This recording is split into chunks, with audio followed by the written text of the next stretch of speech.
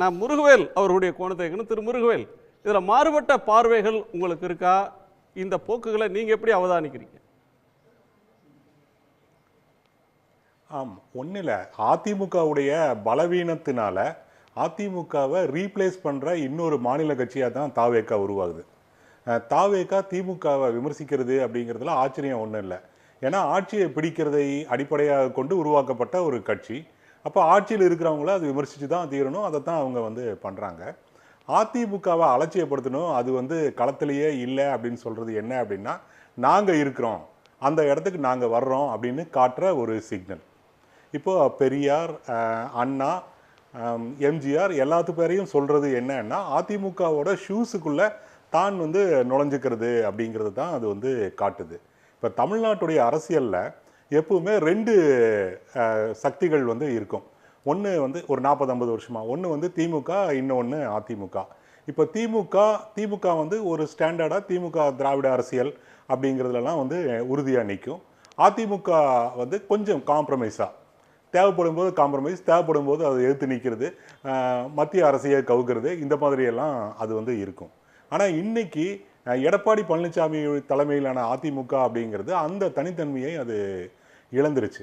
அது பலவீனம் அடைஞ்சிருச்சு. தன்னுடைய வாக்கு சதவீதத்தில் ஒரு குறிப்பிட்ட அளவை அது இழந்துருச்சு. நிறைய தலைவர்கள் வெளியேறி பல்வேறு கட்சிகளுக்கு போயிட்டாங்க. இன்னைக்கு இருக்கிற அதிமுக அப்படிங்கிறது பிஜேபி அதிமுகவை ரீப்ளேஸ் பண்ண வந்த இன்னொரு மாநில கட்சி அப்படின்னு தாவேகாவை கருதுறீங்க. ஆனா திரு எடப்பாடி பழனிசாமி அசர்ட் பண்றாரு, எங்க தொண்டர்கள் உற்சாகமா இருக்கிறாங்க, கட்சி இன்டாக்டா இருக்கு, வலிமையான கூட்டணி அமைந்திருக்கு, கடந்த கால சாதனைகள் எங்களுக்கு கை கொடுக்கும், பார்லிமெண்ட் எலெக்ஷன் வேற, அசம்பிளி எலெக்ஷன் வேற, இது எங்களுக்கு அட்வான்டேஜஸா இருக்கும் பாருங்க அப்படின்னு அவர் சொல்றாரு. இதுல அதிமுக ஒரு வலிமையான மக்கள் செல்வாக்கு பெற்ற ஒரு கட்சியை ஒரு கவுன்சிலர் எலெக்ஷன்ல கூட ஒரு பொதுவான சின்னத்தில் போட்டியிடாத, ஒரு அங்கீகாரம் பெறாத ஒரு கட்சி ஒரே தேர்தலில் டாப்பிள் பண்ணிட முடியுமா? இல்லை, அது தெரியல. ஆனால் விஜய்க்கு ஒரு குறிப்பிட்ட அளவுக்கு மக்கள் செல்வாக்கு இருக்குது அப்படிங்கிறது தெரியுது. இப்போ மற்ற கட்சிகளெல்லாம் ஒரு கூட்டம் கூட்டுறதுக்கு படாத பாடுபடுவாங்க. எல்லா பகுதிகளில் இருந்தும் ஆட்களை ஆர்கனைஸ் பண்ணி கூட்டிகிட்டு வருவாங்க. நிறையா ஒரு பஸ்ஸு இதெல்லாம் குவிஞ்சிருக்கும். அது ஒரு ஒர்க்காகவே பண்ணுவாங்க. இப்போ தாவேக்கால நீங்கள் வராதிங்க அப்படின்னு சொல்கிறாங்க. அப்புறம் சாதாரணமாக ஒரு குடும்பத்தில் இருக்கிற ஒரு சின்ன பசங்க, நிறையா பேர் அதோடைய சின்ன பசங்கன்னா கிண்டல் பண்ணுற மாதிரி ஓட்டு இல்லாதவங்க கிடையாது. ஒரு 18, 19, 20 அந்த வயசில் இருக்கிறவங்க விஜயோடைய சப்போர்ட்டர்ஸாக இருக்கிறாங்க. அந்த செல்வாக்கு நம்மளுடைய கண்ணு முன்னாடி தெரியுது. அப்படி அவ்வளவு ஈஸியாக விஜயை ஒன்றுமில்லை அப்படின்னு சொல்லி நம்ம முடிவு எடுத்துட முடியாது. அதே மாதிரி அதிமுக தன்னுடைய பழைய பலத்தை மீண்டும் பெற்றுவிட்டது அப்படின்னும் நம்ம சொல்ல முடியாது. அதிமுக பலவீனம் அடைஞ்சிருக்குது அப்படிங்கிறது உண்மையான ஒன்று.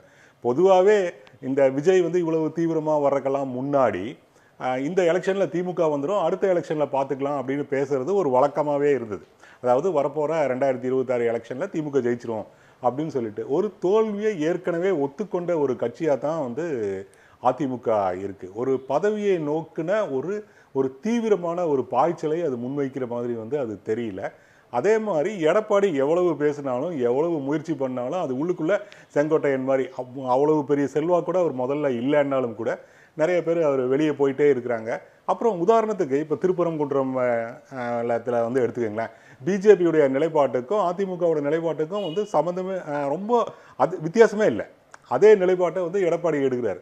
இப்படி எல்லாம் சொல்ல முடியாது. நவோதயா ஸ்கூல பிஜேபி வரவேற்குது, ஏடிஎம்கே எதிர்க்கிறது நவோதயா ஸ்கூலை. இப்போது மகாத்மா காந்தி பேரை நீக்கிறாங்க. இல்லை நீக்காதீங்க, வச்சுக்கோங்க, அதே தொடரட்டும்னு எடப்பாடி சொல்றாரு.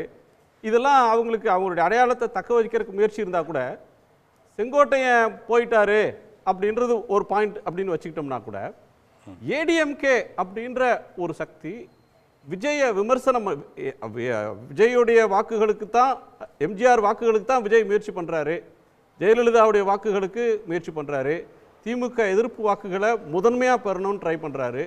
இவ்வளவு இருந்தும் ஏடிஎம்கே அவரை விமர்சிக்காமல் இருக்கிறதுக்கு, எடப்பாடி பழனிசாமி அவர்கள் தொடாமல் இருக்கிறதுக்கு என்ன காரணம்? அவங்களும் ஒரு வியூகம் வச்சிருக்காங்களா? அவங்களுக்கு ஒரு டாக்டிஸ் ஆயிடுது.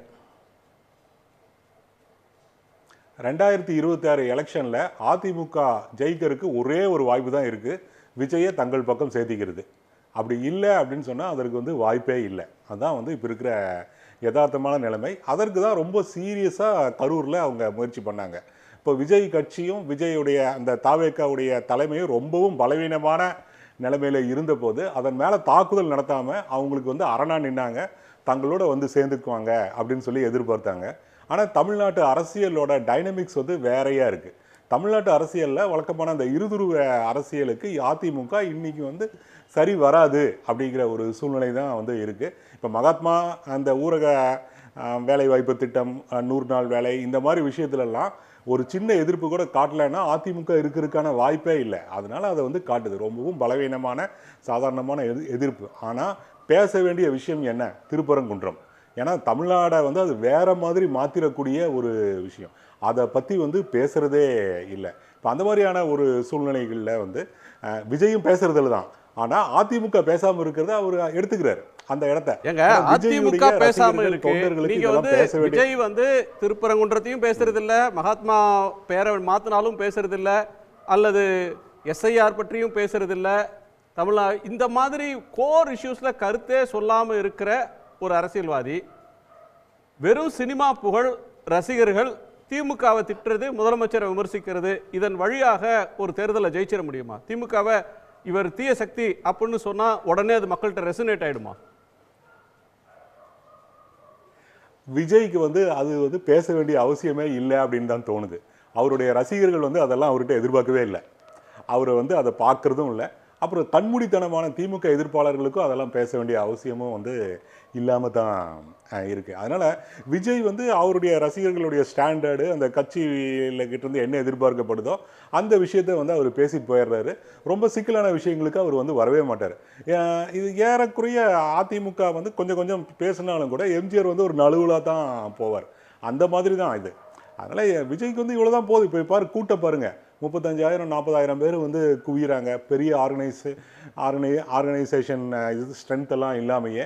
அதனால் அவங்கெல்லாம் வந்து விஜய் என்ன சொன்னார், இதை பற்றி என்ன சொன்னார் அப்படின்னெல்லாம் கேட்குறதே கிடையாது. இதெல்லாம் வந்து அந்த கட்சிக்கு அவசியமே இல்லை. அவங்களுக்கு என்ன தேவையோ அதை வந்து அவர் பேசிகிட்டு இருக்காரு. இதை வச்சுட்டு ஒரு குறிப்பிட்ட தூரம் போயிட முடியும்.